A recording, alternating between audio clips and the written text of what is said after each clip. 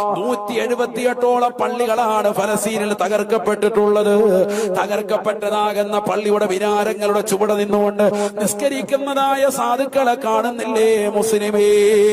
ഈ സമയത്തും അവർ നമസ്കാരം മുടക്കിയിട്ടില്ല.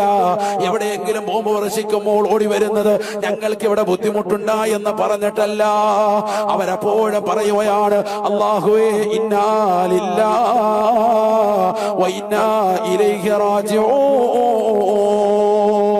അല്ലാഹുവിൽ നിന്നുള്ളതാണ് നമ്മൾ, അവരിലേക്ക് തന്നെയാണ് മടക്കമെന്നുള്ള മനോഹരമായ വാക്യം പറഞ്ഞിട്ട് തക്ബീറിന്റേതാകുന്ന മന്ത്രധ്വനിയുമായി തന്റെ പ്രിയപ്പെട്ടതാകുന്ന മകൻ ചോരയിൽ കുളിച്ചു കിടക്കുമ്പോൾ പോലും ആ മരണത്തോട് മല്ലടിക്കുന്ന പൊന്നുമോനെ ചേർത്ത് പിടിച്ചുകൊണ്ട് ശഹാദത്ത് കലിമ ചൊല്ലിക്കൊടുക്കുന്നതായ ഫലസ്തീന മക്കളുടെ ചിത്രം ഈ ഉമ്മത്ത് കണ്ടില്ലേ?